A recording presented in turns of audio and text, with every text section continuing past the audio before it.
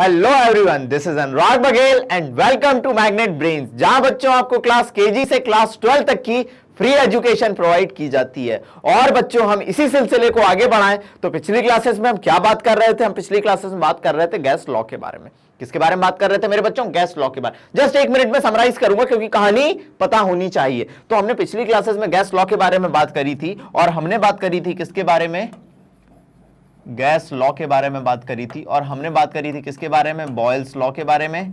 पिछली क्लास में बात करी थी बॉयल्स लॉ के बारे में। और पिछली क्लास में हमने बात करी थी चार्ल्स लॉ के बारे में, चार्ल्स लॉ के बारे में। और मैंने आपसे एक चीज हमेशा कही है, किसी भी गैस के लिए चार वेरिएबल होते हैं। एक होता है प्रेशर, एक होता है वॉल्यूम, एक होता है टेम्परेचर, एक होता है नंबर ऑफ मोल्स।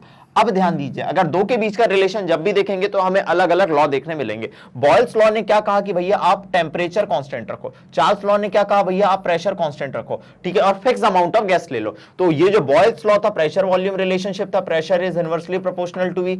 जो चार्ल्स लॉ था, याद करने का तरीका बताया था मैंने, जो बच्चा नया है वो भी तहलके से पढ़ेगा। बॉयल्स लॉ में temperature constant BT, Charles law में प्रेशर कांस्टेंट सीपी, ऐसे याद कराया था। बीटी मतलब बीटी कॉटन होता है, सीपी मतलब दिल्ली में सीपी है, क्या कैनॉट पैलेस है, ठीक है सर। अगर टेम्परेचर कांस्टेंट है तो ये प्रेशर वॉल्यूम रिलेशनशिप, और अगर सर प्रेशर इसमें कांस्टेंट है तो ये थी अपनी, अगर इसमें प्रेशर कांस्टेंट है तो वॉल्यूम टेम्परेचर रिलेशनशिप, और वॉल्यूम डायरेक्टली प्रोपोर्शनल था टेम्परेचर के। ये हमने पिछली क्लासेस में देख लिया था और इस कहानी को पूरा डिटेल में समझ लिया था। आज की कहानी जो है वो है अपनी गैलुसैक लॉ पे।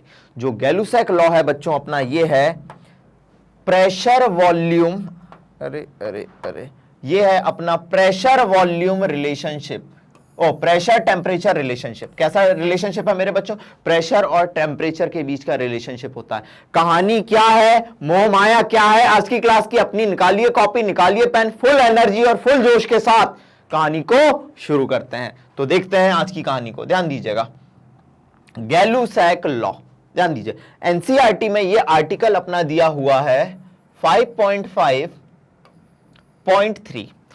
एनसीईआरटी चलेंगे, एनसीईआरटी प्लस प्लस की भी बात करेंगे, निश्चिंत रहिए। एनसीईआरटी में तो इतना सा आर्टिकल दिया हुआ है, हम इसे पूरा डिटेल में समझेंगे। अब ध्यान दीजिएगा, गैलुसैक लॉ, इसमें क्या कांस्टेंट होता है? अगर आपने फिक्स अमाउंट ऑफ गैस ली तो हमेशा याद रखना वॉल्यूम इसमें क्या ले रहे हैं आप? कांस्टेंट ले रहे हैं। ये याद रखने का तरीका, याद रखने का तरीका मैं बता रहा हूं। हम गांव जाते हैं, गांव होता है ना हर किसी का, विलेज, तो गैलुसैक का GA और V कांस्टेंट है तो गांव करके याद रख लेना। इसे कैसे करके याद रख लेना? गांव करके।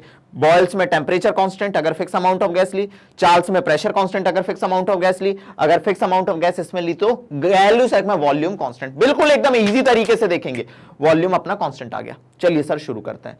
क्या कहता है गैलुसैक लॉ? समझना, इसकी भावना को समझना। इट स्टेट्स दैट, ये कहता है कि अगर आपने कांस्टेंट वॉल्यूम लिया, ठीक है, तो जो फिक्स अमाउंट ऑफ गैस है उसका प्रेशर, किसके डायरेक्टली प्रोपोर्शनल होता है मेरे बच्चों? टेम्परेचर के डायरेक्टली प्रोपोर्शनल होता है। किसके डायरेक्टली प्रोपोर्शनल होता है? टेम्परेचर के डायरेक्टली प्रोपोर्शनल होता है। चलिए सर, मतलब सर प्रेशर किसके डायरेक्टली, मैथमेटिकल इसको समझें, प्रेशर डायरेक्टली प्रोपोर्शनल होता है टेम्परेचर के। मतलब सर अगर टेम्परेचर बढ़ा और फिक्स्ड वॉल्यूम है तो प्रेशर बढ़ता जाएगा। अगर मैं डायरेक्टली प्रोपोर्शनल का साइन हटाऊं तो मेरे पास तीसरा लॉ है, तो कांस्टेंट आया K3। क्या आया? Constant K3। और K3 को मैं ऐसे भी लिख सकता हूं, K3 is equal to P/T, या सर मैं इसे ऐसे भी लिख सकता हूं, P/T is equal to constant. इसे आप ऐसे समझिए, मैंने आपसे कहा कि अगर टेम्परेचर बढ़ा तो प्रेशर भी बढ़ेगा क्योंकि दोनों डायरेक्टली प्रोपोर्शनल हैं। इसे आप ऐसे समझिए, आपकी गाड़ी का टायर है, या ऑटोमोबाइल टायर है, ठीक है, उनका वॉल्यूम तो कैसा रहता है मेरे बच्चों? टायर का वॉल्यूम कांस्टेंट रहता है। लेकिन गर्मी के दिनों में आप देखेंगे, जैसे आप देखेंगे तो गर्मी के दिनों में टेम्परेचर बढ़ता है। अपन इंडिया जैसी कंट्री में रह रहे हैं, टेम्परेचर भैया ठंड के दिनों में आ जाता है अपना 15 डिग्री सेल्सियस पे मिनिमम टेम्परेचर, मिनिमम तो 5-10 पे भी आ जाता है, ठीक है।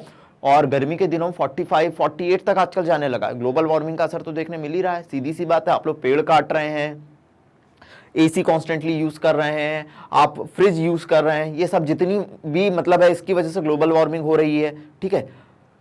तो टेम्परेचर कॉन्स्टेंटली बढ़ता जा रहा है, और अगर टेम्परेचर बढ़ता है तो गर्मियों में जो ऑटोमोबाइल टायर्स होते हैं वो कैसे हो जाते हैं? फूल जाते हैं, इन्फ्लेटेड हो जाते हैं। क्यों? क्योंकि टेम्परेचर बढ़ा तो आपका प्रेशर अंदर बढ़ने लगा। जैसे जैसे टेम्परेचर बढ़ता है गर्मी के दिनों में अंदर प्रेशर बढ़ने लगता है, प्रेशर बढ़ने लगता है। तो in summer tyre get inflated. कौन से लॉ से समझा सकते हैं हम ये? गैलूसैक लॉ से समझा सकते हैं। एनसीईआरटी में दिया हुआ है कि टेम्परेचर बढ़ने पे प्रेशर बढ़ता जाता है। तो देखिए टायर कैसे होते जा रहे हैं, इन्फ्लेटेड होते जा रहे हैं, और आपने फिक्स अमाउंट ऑफ और फिक्स वॉल्यूम लेके रखा है। चलो दूसरी चीज, लेकिन ठंड के दिनों में टेम्परेचर कम होता है, टेम्परेचर कम होता है मेरे बच्चों, तो प्रेशर भी कैसा होता जाता है? कम होता जाता है। प्रेशर भी कैसा होता जाता है? कम होता जाता है। और टायर कैसे होते जाते हैं? डिफ्लेटेड होते जाते हैं। टायर कैसे होते जाते हैं? डिफ्लेटेड होते जाते हैं। ठीक है सर, कोई दिक्कत नहीं, बिल्कुल इजीली समझ लिया हमने कि अगर टेम्परेचर बढ़ेगा तो क्या होता जाएगा? प्रेशर भी बढ़ता जाएगा। टेम्परेचर बढ़ेगा तो प्रेशर भी बढ़ता जाएगा। चलिए आगे शुरू करते हैं, आगे शुरू करते हैं इसी कहानी को। तो अपने पास P by T is equal to constant आ गया, या मैं इसे ये भी लिख सकता हूं P1। दो अलग अलग अपन ने सिचुएशन ली। एक बार प्रेशर P1 था, टेम्परेचर T1 पे, अब आपने टेम्परेचर बढ़ा के T2 कर दिया तो प्रेशर हो गया P2। तो P बाय टी कॉन्स्टेंट है, तो इसे अपन ऐसा भी लिख सकते हैं P1 by P2 is equal to T1 by T2। बिल्कुल सर लिख सकते हैं। या P1 बाय T1, या ऐसे भी लिख सकते हैं P1 by T1 is equal to sir P2 by T2। इसे ऐसा भी लिख सकते हैं। दोनों तरीके से हम इसे लिख सकते हैं। बहुत ईजी है, जल्दी आइए यहाँ तक, बहुत ईजी है यहाँ तक, जल्दी आइए। गैलूसैक लॉ हमें बताता है कि वॉल्यूम कांस्टेंट होगा, गाव करके याद रखेंगे। और इस केस में प्रेशर जो होगा डायरेक्टली प्रोपोर्शनल होगा टेम्परेचर के, प्रेशर जो होगा डायरेक्टली प्रोपोर्शनल होगा टेम्परेचर के। बिल्कुल हम सर, हम एनसीईआरटी की एक एक रग को पकड़ लेंगे। चलो अगर ऐसा है तो इसके ग्राफ देखते हैं। आपने नोट डाउन कर लिया होगा, ग्राफ बहुत इंपॉर्टेंट है। स्टेटमेंट तो है ही है, लेकिन जो नीट और जेई वाले बच्चे हैं उनके लिए ग्राफ बहुत इंपॉर्टेंट है। जो मैथ्स वाले बच्चे हैं वो तो ग्राफ बहुत आसानी से करते हैं, लेकिन जो मेरे बायो वाले भी बच्चे होंगे, हर तरीके के वैरायटी के बच्चे हैं जो बायो वाले हैं, बहुत नन्हे मुन्ने होते हैं, उनको मैथ्स और ग्राफ से बहुत दिक्कत होती है। तो मैं दोनों के लिए एकदम सिंपलेस्ट तरीका लेके आऊंगा जिससे आसानी से आप सॉल्व कर सकें। सुनना, अब आप देख रहे होंगे कि प्रेशर डायरेक्टली प्रोपोर्शनल है टेम्परेचर के। प्रेशर किसके डायरेक्टली प्रोपोर्शनल है? टेम्परेचर के। और अगर डायरेक्टली प्रोपोर्शनल का साइन हटाया तो K3 आया और T आया। मेरे पास जो प्रेशर और टेम्परेचर के बीच का ग्राफ आएगा वो इस मैथमेटिकल इक्वेशन को फॉलो करेगा, y is equal to mx। और y पे अगर हमने प्रेशर और x पे अगर हमने टेम्परेचर रखा तो मुझे कैसा ग्राफ मिलेगा? ये मुझे इक्वेशन कैसा ग्राफ देती है? Straight line. कैसा ग्राफ देती है? Straight line. चलो, जहां पे m जो है वो रिप्रेजेंट करता है किसको? m रिप्रेजेंट करता है स्लोप को, m रिप्रेजेंट करता है स्लोप को। और स्लोप किसके बराबर है मेरे बच्चों? K3 कांस्टेंट के बराबर है। ठीक है सर, अब ध्यान दीजिएगा। अब ये जो स्लोप है इसमें आप देखना कोई भी स्लोप में वॉल्यूम कांस्टेंट होता है। तो जो ईच लाइन होती है इस कर्व की जहां पे वॉल्यूम कांस्टेंट होता है, ध्यान दीजिए, जहां वॉल्यूम कांस्टेंट होता है उसे नाम देते हैं आइसोकोर। बॉयल्स में टेम्परेचर कांस्टेंट था तो उस लाइन को नाम देते थे आइसोथर्म। चार्ल्स में प्रेशर कांस्टेंट था, उसे नाम देते थे आइसोबार। और यहां पे वॉल्यूम कांस्टेंट है, इसे हम नाम देते हैं आइसोकोर। तो the each line of P and T graph represent isochore, is called isochore. बोलो मेरे साथ साथ, कमेंट सेक्शन में लिख के देना सब लोग। बॉयल्स में क्या था? टेम्परेचर था, तो लाइन को क्या कहते थे? आइसोथर्म। चार्ल्स में क्या था? प्रेशर कांस्टेंट था तो उसे नाम देते थे आइसोबोर। यहां पे वॉल्यूम कांस्टेंट है तो इसे नाम देंगे आइसोकोर। कमेंट सेक्शन में ये लाइन लिखना, बॉयल्स में आइसोथर्म, चार्ल्स में आइसोबार और इसमें आइसोकोर। अब सर हमारे पास प्रेशर और वॉल्यूम, प्रेशर और टेम्परेचर के बीच का रिलेशन दे देगा, प्रेशर और टेम्परेचर के बीच का रिलेशन दे देगा और पूछेगा कि ये जो अलग अलग लाइंस हैं, मान लीजिए इसका वॉल्यूम V1 है, V2 है, V3 है, V4 है, तो इनके बीच में रिलेशन क्या होगा? V1, V2, V3, V4 के बीच में रिलेशन क्या होगा? इसे ऐसे समझिए। अब आपको अगर मैं कहूं, देखना मेरी बात सुनना बच्चों, इस लॉ से मैं कहूं कि P by T is equal to K3, और K3 कैसा है मेरे बच्चों? कांस्टेंट है। तो इसे अगर मैं इक्वेशन 1 मान लूं तो किसी को कोई दिक्कत होनी नहीं चाहिए। K किसको रिप्रेजेंट कर रहा है? K रिप्रेजेंट कर रहा है स्लोप को। K किसको रिप्रेजेंट कर रहा है? स्लोप को रिप्रेजेंट कर रहा है। चलिए, और मैं दूसरी इक्वेशन, आइडियल गैस इक्वेशन आपको पता है, PV is equal to nRT होता है। और सर मुझे P बाय टी चाहिए, P बाय टी चाहिए। P बाय टी किसके बराबर है? NR बाय वी के, NR बाय वी के। This is equation 1। अब मैं ये कह सकता हूं कि जो P बाय टी है कांस्टेंट है, तो NR बाय वी, जो NR बाय वी है वो किसके बराबर होगा, K3 के बराबर होगा। मतलब आप देख पा रहे होंगे कि NR/V K3 के बराबर है। मतलब सर ये इक्वेशन हमें बताती है कि अगर स्लोप ज्यादा होगा, स्लोप, और स्लोप किसको रिप्रेजेंट करता है मेरे बच्चों, स्लोप हमेशा tan थीटा को रिप्रेजेंट करता है, ये आपको पता होना चाहिए, जो भी थीटा एंगल है, ठीक है। अगर स्लोप ज्यादा है सर, देखिए तो वॉल्यूम कम होगा। ये क्या हमें बता रहा है कि अगर स्लोप ज्यादा है मतलब वॉल्यूम कैसा होगा, कम होगा। चलिए इससे हमें पता चला। अब इस पे अपन ट्राई मारते हैं। अब आप अगर देख पा रहे होंगे कि यहाँ पे एंगल कितना है, थीटा है, स्लोप कम। अगर स्लोप कम है, स्लोप कम दिख रहा है आपको, मतलब सर स्लोप कम दिख रहा है मतलब वॉल्यूम ज्यादा, मतलब V4 आपको ज्यादा दिखा। अब सर यहां पे स्लोप बढ़ा मतलब वॉल्यूम क्या होता गया, कम होता गया। वॉल्यूम कैसा होता गया, कम होता गया। और स्लोप बढ़ा, वॉल्यूम और कम होता गया। ये और स्लोप बढ़ा, वॉल्यूम और कम होता गया। तो आप देख रहे हैं जैसे जैसे स्लोप बढ़ता जा रहा है V1 का वॉल्यूम कैसा होगा, सबसे कम होगा। तो देखिए आंसर भी आपके सामने लिखा हुआ है कि सर अगर स्लोप बढ़ता है तो वॉल्यूम कम होता है, क्योंकि हमने प्रूफ करा कि सर ये जो स्लोप है वो वॉल्यूम के इनवर्सली प्रोपोर्शनल है। मतलब स्लोप बढ़ेगा तो वॉल्यूम कम होगा। एनसीईआरटी में यहीं पे कहानी गैलुसैक लॉ की खत्म कर दी गई है। गाय नहीं है, गैलुसैक है। चलिए जल्दी आइए मेरे बच्चों। ये जो स्लोप होता है कुछ और नहीं होता, tan थीटा के बराबर होता है। किसके बराबर होता है मेरे बच्चों, tan थीटा के बराबर होता है।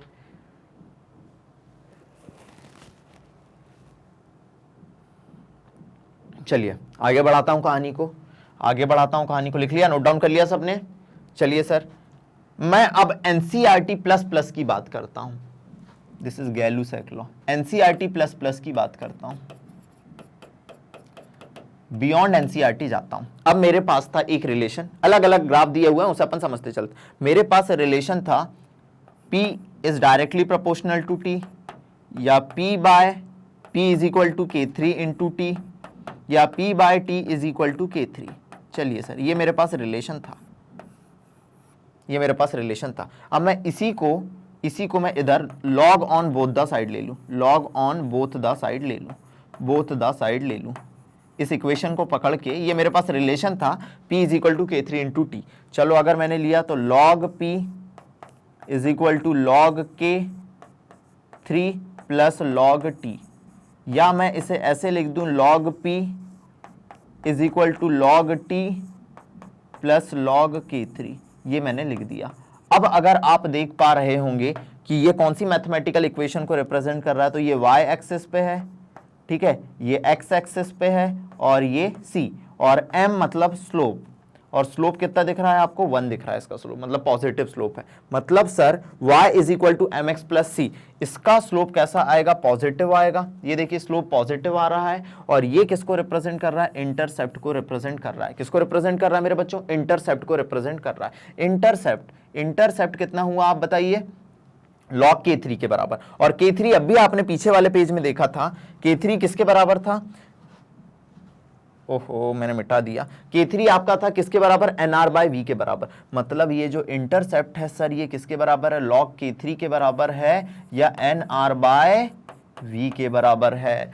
किसके बराबर है, NR/V के बराबर है। log P को आपने इधर बनाया और log T को इधर बनाया, और स्लोप कितना दिख रहा है आपको, 45 डिग्री का दिख रहा है। मतलब 45 डिग्री किसके बराबर होता है, 1 के बराबर होता है। तो स्लोप आपका कैसा आ रहा है, पॉजिटिव आ रहा है। प्लीज नोट डाउन करिए इसे नोट डाउन करिए, जल्दी आइए।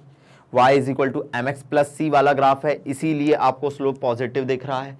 चलिए सिमिलरली अगर मैं अगला ग्राफ लूं, प्रेशर और टेम्परेचर के बीच का ग्राफ लूं, किसके बीच का ग्राफ लूं, प्रेशर और टेम्परेचर के बीच का ग्राफ लूं, तो आप देख रहे हैं pressure is directly proportional to temperature. देखिए अभी आपने देखा था P is equal to K3 into T, ये आपने देखा था। प्रेशर और टेम्परेचर के बीच का ग्राफ स्ट्रेट लाइन जाएगा, और ये कैसी इक्वेशन देता है, y is equal to M X वाली। ये y एक्सिस पे रखा आपने, ये x एक्सिस पे रखा, तो m किसको रिप्रेजेंट करेगा, स्लोप को रिप्रेजेंट करेगा।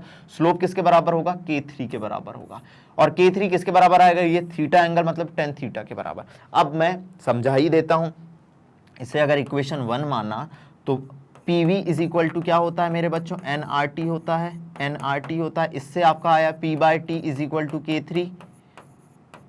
चलो, और P/T इज इक्वल टू इधर कितना आया, NR/V के बराबर आया। तो आप देख पा रहे होंगे दूसरी इक्वेशन ये है, अगर पहली और दूसरे को कंपेयर करें, लेफ्ट हैंड साइड बराबर है, राइट हैंड साइड किसके बराबर हो गया, NR/V के बराबर हो गया। और ये K3 मतलब K3 कुछ और नहीं होता मेरे बच्चों, क्या होता है, NR/V होता है। इधर भी समझ गए, K3 कुछ और नहीं होता, जो स्लोप है K3 NR/V के बराबर होता है। और स्लोप किसको रिप्रेजेंट करता है, tan थीटा को रिप्रेजेंट करता है।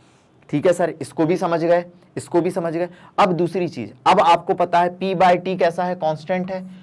P/T कैसा है, कांस्टेंट है। अब अगर P/T कांस्टेंट है, P/T कांस्टेंट है, तो एग्जामिनर तीसरा ग्राफ बोलेगा P/T अगर कांस्टेंट है, तो अगर P/T और T के बीच का आपने ग्राफ बनाया तो P/T तो कांस्टेंट है, ग्राफ कैसा जाएगा, स्ट्रेट लाइन जाएगा। कैसा जाएगा, स्ट्रेट लाइन जाएगा। प्लीज नोट डाउन कर लीजिए, प्लीज नोट डाउन कर लीजिए। बहुत सिंपल तरीके से अपन ने देख लिया, बहुत सिंपल तरीके से रिप्रेजेंट इसको अपन ने कर लिया। जल्दी आइए मेरे बच्चों, this is all about graphical representation of Gay Lussac law. ये एनसीईआरटी में नहीं दिया हुआ है, लेकिन ऐसे क्वेश्चन आते हैं। अगर ऐसे क्वेश्चन आए तो आप घबराना नहीं, सारे ग्राफ मैंने आपको बता दिए हैं, जितना हो सकता है मैंने उसे बता दिया है आपको। प्लीज इसे नोट डाउन करिए। कर लिया, आगे बढ़ाता हूं कहानी को, ध्यान दीजिएगा। ये थी आपकी गैलुसैक लॉ की कहानी। बहुत छोटा सा वीडियो था, हर लॉ मैं एक एक करके आपके सामने लाते जा रहा हूं। अब मेरी बात सुनना बच्चों, हमने बॉयल्स लॉ खत्म कर दिया, चार्ल्स लॉ खत्म कर दिया, गैलुसैक लॉ खत्म कर दिया। आने वाली क्लास में हम बात करेंगे एवोगैड्रो लॉ के बारे में। मैं बहुत सिंप्लीफाई करके आपके सामने कहानी लेके आते जा रहा हूं। फिर भी अगर वीडियोस आपको फाइंड करने में, मेरे डेली वीडियोस फाइंड करने में दिक्कत हो रही है, यूट्यूब पे इतने सारे वीडियोस बन चुके हैं, तो आप जा सकते हैं गूगल पे आप टाइप कर सकते हैं www.magnetbrains.com, तो आपको एक ऐसा पेज ओपन हो जाएगा। अगर मेरी बच्चों आप क्लास 11th के बच्चे हैं तो आप क्लास 11th पे क्लिक करिए। जैसे ही आप क्लिक करेंगे आपको बहुत सारे टीचर्स यहाँ पे मिल जाएंगे, सब क्वालिटी एजुकेशन प्रोवाइड कर रहे हैं आपके लिए, ताकि आप आगे से आगे बढ़ सकें। अब आप जाइए केमिस्ट्री पे, वॉच नाउ पे क्लिक करिएगा। जैसे ही आप करेंगे आपको अलग अलग चैप्टर 1, चैप्टर 2, चैप्टर 3, अभी तो चैप्टर 5 पे आ चुके हैं, चैप्टर 5 भी आपको मिल जाएगा। जैसे ही आप क्लिक करेंगे किसी चैप्टर पे, जैसे चैप्टर 3 है, मैं आपको पढ़ाता हुआ दिख जाऊंगा। तो इसी के साथ मेरे बच्चों आज का गैलुसैक लॉ अपन ने खत्म करा। इस कहानी को आज अपन यहीं विराम देते हैं। फुल जोश और जुनून के साथ कमेंट सेक्शन में बताइएगा कि आज की कहानी आपको कैसी लगी, क्योंकि आप जितना जोश और जुनून मेरे प्रति दिखाएंगे, मैं उतने ही जोश और जुनून के साथ आपके सामने आता जाऊंगा, बार बार, हर बार, 100 बार। This is all about today's class. Thank you so much.